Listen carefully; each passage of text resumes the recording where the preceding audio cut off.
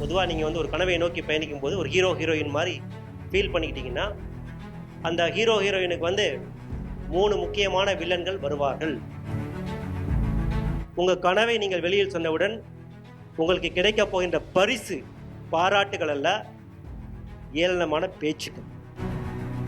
சறுக்கல்கள் ஏற்படும் போது நாம் அது நமக்கு கிடைத்த சாபம் என்று நினைக்கக்கூடாது. அது நமக்கு கிடைத்த வரம் என்பதை கடவுள் மட்டும்தான் அறிவார். எந்த சூழ்நிலையில் கூட உங்களுக்கு ஃபெயிலியர் வரும்போது, இல்லை நீங்கள் நினைச்சதை அடைய முடியாத போது, ஏதோ ஒரு வகையில் உங்களுக்கு வழி மாற்றம் தேவைப்படுகிறது.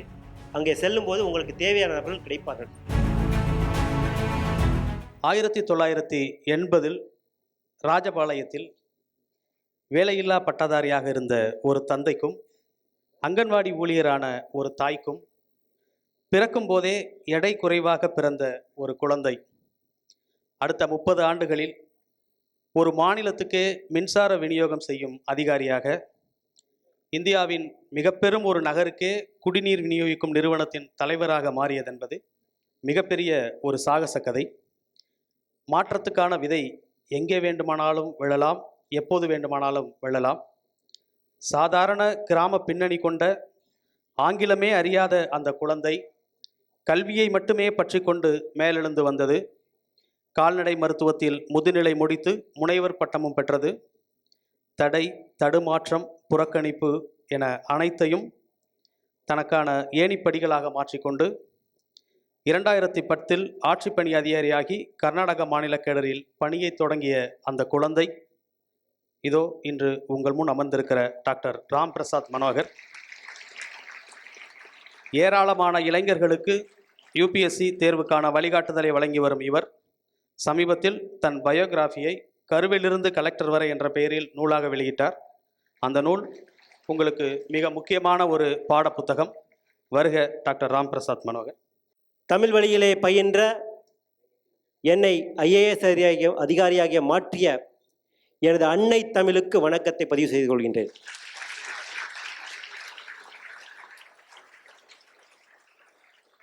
சாதாரண அங்கன்வாடி ஊழியராக இருந்து தனது கஷ்டங்களின் நடுவிலே என்னை வளர்த்து கலெக்டராக்கிய எனது தாய்க்கு எனது வணக்கத்தை தெரிவித்துக் கொள்கின்றேன். நான் படிக்க வேண்டும் என்பதற்காக தனது படிப்பை விட்டுக் கொடுத்த என் மூத்த சகோதரி உமா மகேஸ்வரிக்கு எனது வணக்கத்தை தெரிவித்துக் கொள்கின்றேன். ஐஏஎஸ் ஆன பின்னால் கூட எனக்கு பக்கபலமாக இருந்து என்னை ஊக்கப்படுத்திய எனது மனைவி திருமதி திவ்யா பிரபு அவர்களுக்கு எனது வணக்கத்தை பதிவு செய்து கொண்டேன். குழந்தையாக இருந்து எனக்கு குதூகலம் கொடுத்து கொண்டிருக்கின்ற எனது மகள் தயாராம் நாகநிலாவுக்கும் எனது வணக்கத்தை பதிவு செய்து கொண்டேன். இப்படி நான் குறிப்பிட்ட எல்லோருமே பெண்கள் தான். பெண்கள் தான் இந்த நாட்டிலே, வீட்டிலே, உலகத்திலே மாற்றத்தை கொடுக்கக்கூடிய சக்தி என்பதை நிரூபிப்பதற்காகத்தான் இன்று மகளிர் தினம் கொண்டாடப்படுகின்றது. இந்த நிகழ்ச்சி எனக்கு மிக முக்கியமானது. ஏன் முக்கியமானது என்றால், இன்று நீங்கள் எல்லோரும் கூட பார்த்தீர்கள், பல சாதனைகள் உங்கள் கண் முன்னே வந்து சென்றார்கள். அவர்கள் எல்லோருக்கும் இருக்கின்ற ஒரு ஒற்றுமை என்ன என்பதை நாம் தெரிந்து கொள்ள வேண்டும். ஸோ இப்போ நான் உங்ககிட்ட ஒரு கொஷின் கேட்குறேன். இப்போ 8 சாதனைகளை நீங்கள் பார்த்தீங்க. அவங்க கிட்ட இருக்கிற ஒரே ஒரு ஒற்றுமை என்ன என்பதை நீங்கள் தான் இப்போ சொல்லணும். ஏன்னா நான் வந்து மட்டும் பேசிகிட்டே இருந்தேன்னா மக்கள் சில பேர் தூங்கிடுவாங்க மேலே இருக்கிறவங்க. So I want to hear from you. So மைக்கு கொடுங்க தயவு செஞ்சு. சார், அவங்க எல்லாட்டையும் இருக்கிறது ஃபர்ஸ்ட் தன்னம்பிக்கை. அவங்களால தன்னம்பிக்கை. முடியும். ஒரு வார்த்தை தன்னம்பிக்கை. சொல்லுங்க. கடின உழைப்பு 2வது சார். ஃபர்ஸ்ட் தன்னம்பிக்கை, என்னால முடியும்னு சொல்லிட்டு அவங்க நம்பினால தான் இந்த அளவுக்கு அவங்க சக்சஸ் ஆயிருக்காங்க. நல்லது சிவரஞ்சனி. வேற யாரு? கை தட்டுங்க பாப்பாவும். Thank you Divaranjani. Thank you sir. Sir, உங்க பேரு? வரதர்ஷினி. வரதர்ஷினி. ஓகே. அவங்களுக்கு எல்லாத்துக்கும் இருக்கிற ஒரு ஒற்றுமை என்னன்னா விடாமுயற்சி நான் சொல்லுவேன். ஏன்னா எல்லாருமே சொல்றத பார்த்தா ஃபெயிலியர்ல இருந்து வந்தவங்க மாதிரி தான் தெரியுது. ஸோ விடாமுயற்சி எல்லாத்துக்கிட்டே இருக்கணும். ஸோ இது நான் சொல்றேன். தேங்க்யூ வரதர்ஷினி. நெக்ஸ்ட் இப்போ வந்து எல்லார்கிட்டையும் காமனாக நான் என்ன பார்க்குறேன்னா, நம்பிக்கை. குடும்பத்தார் கொடுத்த நம்பிக்கை அவங்க கிட்ட இருந்ததுனால, பக்கபலமா அவங்க குடும்பம் இருக்கிறதுனால அவங்க சாதனை பண்ணியிருக்காங்க.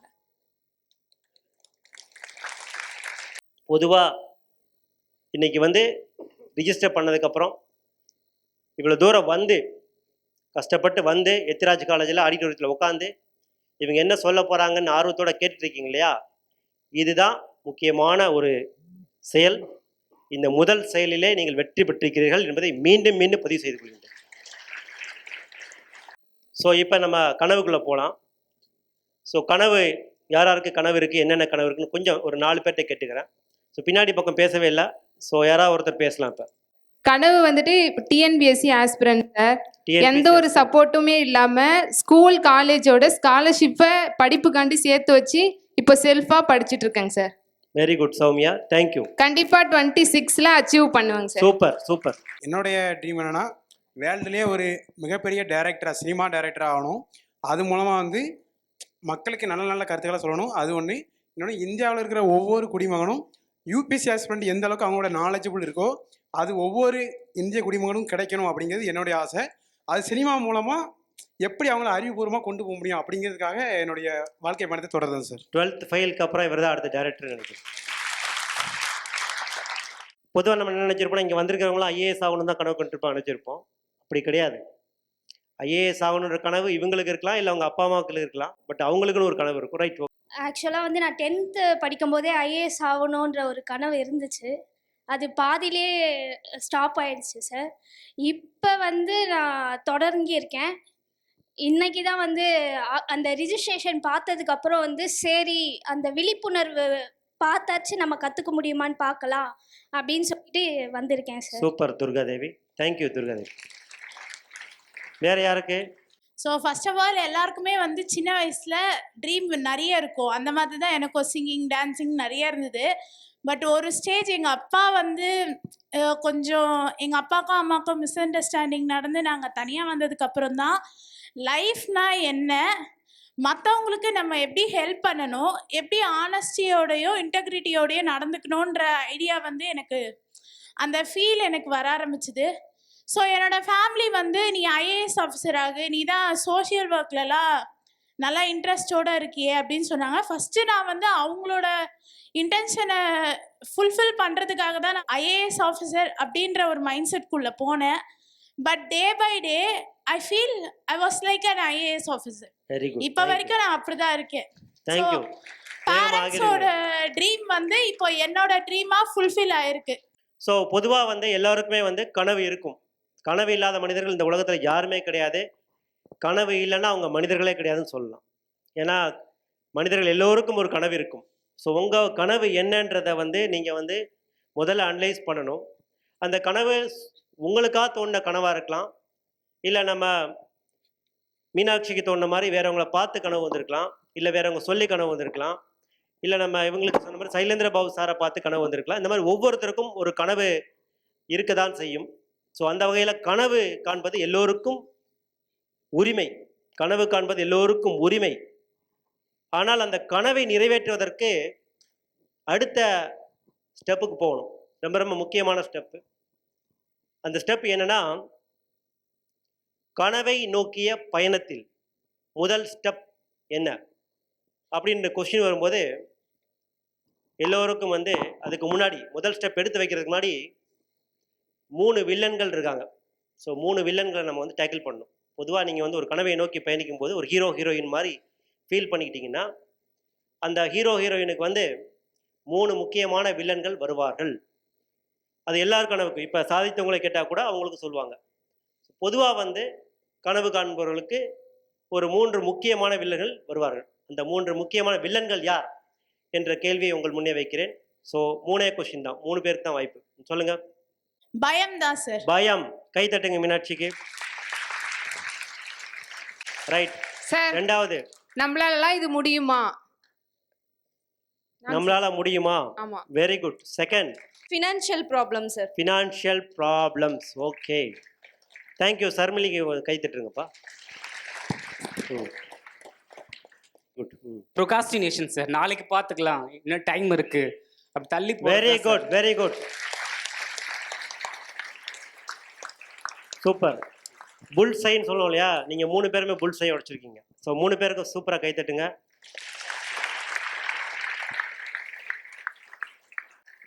பொதுவாக ஒரு விஷயத்தை நம்ம கனவு காணும் போதே கூடையே பிறந்த அண்ணன் தம்பிங்க தான் இவங்க 3 பேரும். யாரு? பயம். இவங்க சௌமியா சொன்ன மாதிரி சுய சந்தேகம், self doubt, fear, self doubt. இன்னொன்று நம்ம பாஸ் பேர் என்ன சொன்னீங்க? சுரேஷ்குமார் சொன்ன மாதிரி ப்ரோக்ரஸ்டினேஷன். அப்படின்னா என்ன? தள்ளி போடுறது. பொதுவாக இந்த 2 இருக்கு இல்லையா, பயமும் self doubt, fear and self doubt இருக்கு இல்லையா, இவங்களோட வேலை தான் தள்ளி போடுறது. இவங்க 2 பேரும் சேர்ந்து 3வது ஒருத்தரை கூட்டு வருவாங்க, தள்ளி போடுறது. இமிடியேட்டாக பண்ணுறதுக்கான ஒரு மனநிலை இல்லாத சூழ்நிலை. நான் வந்து ஒரு ஐஏஎஸ் அதிகாரி ஆகணும்னு கனவு கண்டது 1997ஆம் வருடம். எக்ஸாக்டாக 1997ஆம் வருடம் ஒரு கலெக்டர் ஆகணும்னு சொல்லி நான் கனவு கண்டேன். சார் அப்போ மதுரை கலெக்டராக இருந்தார், ஜவஹர் சார். நான் அப்போ வந்து 12th ஸ்டாண்டர்ட் படிச்சுட்டு இருந்தேன். தமிழ்நாட்டில் இருக்கின்ற விருதுநகர் மாவட்டத்தில் இருக்கின்ற ஆலங்குளம் அரசு மேல்நிலைப்பள்ளியிலே தமிழ் வழியிலே 12ஆம் வகுப்பு தேர்ச்சி பெற்றிருந்தேன். எனக்கு சின்ன பிள்ளையிலேருந்து ஒரு கனவு இருந்துச்சு, டாக்டர் ஆகணும் அப்படின்ற ஒரு கனவு இருந்தது. டாக்டர் ஆகணும்னு நினச்சதுக்கப்புறம் பார்த்தீங்கன்னா, எங்கள் குடும்பம் ரொம்ப சாதாரண குடும்பம். எங்கள் அப்பா வந்து தபால் துறையில் கடைநிலை ஊழியர். நான் ஏற்கனவே குறிப்பிட்டதை போல எனது தாயார் சின்னத்தாய் அவர்கள் அங்கன்வாடி ஊழியர். அப்பா வரதராஜன் கடைநிலை ஊழியர் தபால் துறையிலே, அம்மா அங்கன்வாடி ஊழியர் திருமதி சின்னத்தாய் அவர்கள். அப்படி ஆரம்பிக்கும் போது நான் டாக்டர் ஆனால் வாழ்க்கையில் ஏதோ ஒரு வகையில் நம்ம வந்து பெரிய ஆளாகிடலாம், பேரும் புகழும் பணமும் கிடைக்கும் அப்படின்னு நினச்சேன். ஸோ டாக்டர் ஆகணுன்றதுக்காக பயங்கரமாக கஷ்டப்பட்டு, அந்த காலத்தில் என்ட்ரன்ஸ் டெஸ்ட் இருந்தது. ஸோ மதுரைக்கெலாம் போய் என்ட்ரன்ஸ் எக்ஸாம்லாம் படித்து எக்ஸாமுக்கு ப்ரிப்பேர் பண்ணேன். கடைசியில் வந்து எனக்கு வந்து அரசு வழியிலே இருக்கின்ற மருத்துவக் கல்லூரியிலே சீட்டு கிடைக்கல. தனியார் கல்லூரியிலே மருத்துவ படிப்பு கிடைத்தது. படிப்பதற்கு பணம் இல்லை. என்ன பண்ணலாம்? எங்கள் அப்பா கிட்ட போய் கேட்டேன், என்னப்பா பண்ணுறது அப்படின்னு கேட்டேன். நம்மக்கிட்ட காசு இல்லை, ஒன்று உனக்கு உனக்கு நினைச்சது கிடைக்கலன்னா கிடைச்சதை படி அப்படின்னாரு. இல்லை திரும்பி வெயிட் பண்ணி பார்க்கலாமா, 1 இயர் திரும்பி இம்ப்ரூவ்மெண்ட் எக்ஸாம் எழுதலாமா அப்படின்னு யோசித்தேன். அதுக்கப்புறம் என்ன ஆகும்னு தெரில, ஒரு அன்சர்டனிட்டி. கடைசியில் வந்து சென்னை மருத்துவக் கல்லூரியில் கால்நடை மருத்துவ படிப்பு கிடைச்சது. அரசு சீட், ஃப்ரீ சீட் கிடைச்சது மெரிட்டில். ஸோ அதான் சென்னை மருத்துவக் கல்லூரிக்கு ஜாயின் பண்ணிட்டு அட்மிஷன் வாங்கிக்கிட்டு எங்கள் ஸ்கூலில் முதல் 2-3 மாணவர்களுக்கு வந்து பரிசு கொடுக்குற ஒரு விழா இருந்தது. ஸோ அந்த விழாவுக்கு நான் போனபோது நான் ஸ்கூலில் முதல் ரேங்க் வாங்கணும்னு நினச்சேன். கடைசியில் 2வது ரேங்க் தான் வாங்கினேன். ஸோ 2வது ரேங்க்கான பரிசு கொடுக்கும்போது அப்போது விருதுநகர் மாவட்டத்தின் கலெக்டர் வந்திருந்தாப்புல, திரு ராஜகோபாலன் ஐஏஎஸ் அவர்கள். அவர்கிட்ட போய் பரிசு வாங்கும்போது, என்னப்பா பரிசு வாங்குற, என்ன பண்ண போகிறேன்னு கேட்டார். ஏதோ ஒரு அழுத்தத்தில் கலெக்டருக்கு எல்லாரும் ரொம்ப ரெகக்னைஸ் கொடுக்குறாங்க அப்படின்னு சொல்லிட்டு, சரி டாக்டர் தான் ஆக முடியல, கலெக்டர் ஆகணும்னு சொல்லிட்டு அவருக்கு முன்னாடி சொல்லிட்டேன். இதே மாதிரி தான் மைக்கில் கூப்பிட்டு, ஏன் நான் உங்களை சொல்ல சொன்னேன்னா, மற்றவங்களுக்கு வந்து நம்ம சொல்லிட்டதுக்கப்புறம் உள்ளே ஆரம்பிச்சிடும் ப்ராசஸ். சொல்லிட்டோண்டா ஊரில் எல்லாரும் சிரிச்சிருவான் அப்படின்ட்டு. ஸோ நான் மைக்கில் வந்து பரிசு விழாவில் வந்து கலெக்டர் ஆக போகிறேன் அப்படின்னு சொன்னோடனே அந்த விழாவிலே நிறைந்திருந்த அத்தனை மாணவர்களும் என்னை பார்த்து கைதட்டவில்லை, சிரித்தார்கள். இவனால் மருத்துவர் கூட ஆக முடியவில்லை, பள்ளியிலே முதல் மாணவனாக வர முடியவில்லை, இவன் எப்படி ஐஏஎஸ் தேர்வை பாஸ் பண்ண போகிறான், தமிழ் வழியில் படித்த அரசு பள்ளி மாணவன் என்று அவர்களும் நினைத்தார்கள், நானும் நினைத்தேன். ஸோ பொதுவாக வந்து நீங்கள் உங்கள் கனவை வெளியில் சொன்ன உடனே உங்கள் அப்பா அம்மா சில பேர் சப்போர்ட் பண்ணலாம், பண்ணாமலும் இருக்கலாம். பொதுவாக உங்கள் கனவை நீங்கள் வெளியில் சொன்னவுடன் உங்களுக்கு கிடைக்கப் போகின்ற பரிசு பாராட்டுகள் அல்ல, ஏளனமான பேச்சுக்கள். பொதுவாக உங்கள் கனவை சொல்லும்போது, வெளியிலே சொல்லும்போது, உங்கள் கனவை நிறைவேற்ற முடியாது என்பதை சொல்வதற்கு 100 பேர் இருப்பார்கள். நிறைவேற்ற முடியும் என்று சொல்லப் போகின்ற ஒரே ஒரு நபர் நீங்களாக மட்டும்தான் இருக்க வேண்டும். நீங்களும் உங்களால் முடியாது என்று நினைத்து விட்டீர்கள்னால் அது யாராலும் முடியாது. எனவே உங்களால் முடியும் என்று நீங்கள் நினைக்கும் போது உங்களை தடுத்து நிறுத்தப் போகின்றது உங்களை பற்றிய உங்களுடைய சுய சந்தேகம், உங்களை பற்றிய பயம், நீங்கள் செயல்படாமல் இருக்கின்ற ப்ரோக்ராஸ்டினேஷன். இந்த 3 விஷயங்கள் உங்கள் கனவை தடை செய்ய போகின்ற வெள்ளன்கள். பொதுவாக வாழ்க்கையில் நமக்கு எதிரிங்க யாருன்னு தெரிஞ்சிட்டோம்னா அலர்ட் ஆயிரும் வாழ்க்கையில். ஸோ நம்ம எதிரிங்க யாருன்னு நம்ம தெரிஞ்சிட்டோம். அந்த எதிரிகளை எப்படி ஓவர் கம் பண்ணணும்னா அது ரொம்ப முக்கியம். பொதுவாக பயம், சுய சந்தேகம், முயற்சி எடுக்காமை, இந்த 3 விஷயங்களையும் முதல்ல விரட்டுறதுக்கு முக்கியமான விஷயம், ஒரு சப்ஜெக்டை பற்றி, ஒரு விஷயத்தை பற்றி கனவு கண்டதுக்கப்புறம் அந்த கனவை நீக்கிய முதல் அடி எடுத்து வைக்கணும். நான் தான் முதல்ல சொன்னேன், நீங்கள் இங்கே வந்திருக்கிறீங்க, அது முதல் அடி. இதற்கப்புறம் இந்த கனவை நோக்கி அடுத்து எடுத்து வைக்க வேண்டிய அடி, இந்த கனவை சார்ந்த நபர்கள், இதை போல உங்களுக்கு வழிகாட்டக்கூடிய நபர்கள், அவர்களோடு இணைந்து பயணிக்க வேண்டும். அது நண்பர்களாக இருக்கலாம், அதுக்கு வெற்றி பெற்றவர்கள் தான் இருக்க வேண்டும் என்று அவசியம் இல்லை. நேரடியாக வந்து பயிற்சி கொடுக்கணும் அவசியம் கிடையாது. உங்களுடைய கனவை சார்ந்த பெரிய நபர்கள் எழுதிய புத்தகங்களாகவே இருக்கலாம், இல்லை அந்த கனவை சார்ந்த நபர்கள் எழுதிய வழிகாட்டி முறைகளாக இருக்கலாம். அவற்றை நீங்கள் பயன்படுத்த வேண்டும். ஏன் அப்படி சொல்கிறேன்னா, இப்போ இன்றைக்கி ஃபாஸ்ட்டாக இருக்குது நம்ம வேர்ல்டு. ஸோ இமிடியேட்டாக நம்ம எல்லாத்தையுமே வந்து பரீட்சை பண்ணி நம்ம வந்து ட்ரை பண்ணி கஷ்டப்படணும் அவசியம் கிடையாது. ஸோ ஏற்கனவே கண்டுபிடிச்ச ஒரு வழியில் வந்து ஈஸியாக போகிடலாம். ஸோ பொதுவாக நான் என்னுடைய சிவில் சர்வீஸ் எக்ஸ்பிரேஷன்ஸை ஸ்டார்ட் பண்ணும்போது எங்கள் கல்லூரியிலே வந்து நிறையா மாணவர்கள் ப்ரிப்பேர் பண்ணிகிட்டு இருந்தாங்க. மெட்ராஸ் வெட்டினரி காலேஜில் எந்த வாய்ப்பு எனக்கு கிடைக்கவில்லையோ, டாக்டர் ஆகணும்னு நினச்சி நான் வெட்டினரி காலேஜில் ஜாயின் பண்ணணும். கடைசியில் நான் வெட்டினரி காலேஜ் ஜாயின் பண்ணதுனால தான் இன்றைக்கி ஐஏஎஸ் ஆஃபீஸராக இருக்க முடியுது. ஸோ வாழ்க்கையில் நமக்கு ஏதாவது தோல்வி வரும்போது, ஏதாவது சறுக்கல்கள் ஏற்படும் போது நமக்கு கிடைத்த சாபம் என்று நினைக்கக்கூடாது. அது நமக்கு கிடைத்த வரம் என்பதை கடவுள் மட்டும்தான் அறிவார். அதற்கப்புறம் அறிய வேண்டியவர்கள் நாம் மட்டும்தான். எந்த சூழ்நிலையில் கூட உங்களுக்கு ஃபெயிலியர் வரும்போது, இல்லை நீங்கள் நினைச்சதை அடைய முடியாத போது, ஏதோ ஒரு வகையில் உங்களுக்கு வழி மாற்றம் தேவைப்படுகிறது. அங்கே செல்லும்போது உங்களுக்கு தேவையான நபர்கள் கிடைப்பார்கள். இன்றைக்கி இங்கே வந்திருக்கிறீங்க, இங்கே சந்திக்கிற நபர்களில் சில பேர் உங்களை மாதிரியே உங்களை கனவை ஒத்த நண்பர்கள் கிடைப்பார்கள், நல்ல நண்பர்கள் கிடைப்பார்கள். அவர்களோடு சேர்ந்து பயணிப்பது ரொம்ப ரொம்ப நல்லது. 2வது முக்கியமான விஷயம், இந்த புக்ஸ் என்ன ஆகும்னா, நான் சொன்ன மாதிரி நிறைய மார்க்கெட்டில் நிறையா புக்ஸ் இருக்கும். அந்த புக்ஸுகளை வந்து படிக்கிறதுக்கு வந்து எல்லாத்தையும் படித்து தான் ஐஏஎஸ் ஆகணும்னு அவசியம் கிடையாது. அது முதல்ல ரெக்கார்ட் பண்ணிக்கிறேன். ஏன்னா நிறைய பேர் என்னென்னா புக்கு வாங்கி சேர்ப்பாங்க, கடைசியில் படிக்கவே மாட்டாங்க. ஸோ அந்த மாதிரி ஒரு கேரக்டர்ஸ் இருப்பாங்க. பொதுவாக வந்து கரெக்டான புத்தகத்தை நம்ம வந்து படித்தோம்னா கண்டிப்பாக பாஸ் பண்ணிடலாம். அப்புறம் முக்கியமாக வந்து இந்த வழிகாட்டுதல், எனக்கு வந்து என்னுடைய காலேஜில் வந்து என்னுடைய கல்லூரி மாணவர்கள் ஏற்கனவே பாஸ் பண்ணவங்க நிறைய பேர் வழிகாட்டினாங்க. அதை நான் முன்வைத்துத்தான் நானும் வழிகாட்ட வேண்டும் என்ற நோக்கத்தோடு சமீபத்தில் கருவில் இருந்து கலெக்டர் வரை என்ற புத்தகத்தை எழுதியிருக்கிறேன். அந்த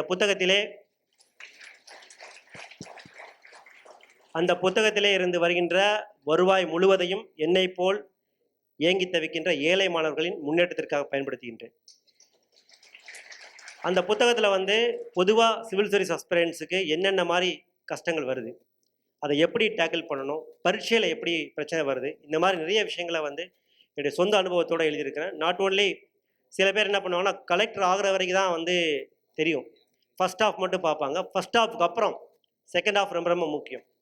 ஒரு ஐஏஎஸ் ஆஃபீஸர் ஐபிஎஸ் ஆஃபீஸராக எந்த அளவுக்கு முக்கியமோ அதே அளவுக்கு ஒரு ஐஏஎஸ் ஐபிஎஸ் ஆஃபீஸர் ஆனதுக்கப்புறம் என்ன நடக்க போகுது அப்படின்றத பற்றி நான் குறிப்பிட்டிருக்கிறேன். அது 2வது பக்கத்தில் அதே புத்தகத்தில் நான் குறிப்பிட்டிருக்கேன். ஏன்னா பொதுவாக வந்து நம்ம ஒரு விஷயத்துக்கு கனவு காணும்போது அதோடைய எஃபெக்ட் என்ன நமக்கு தெரியாது.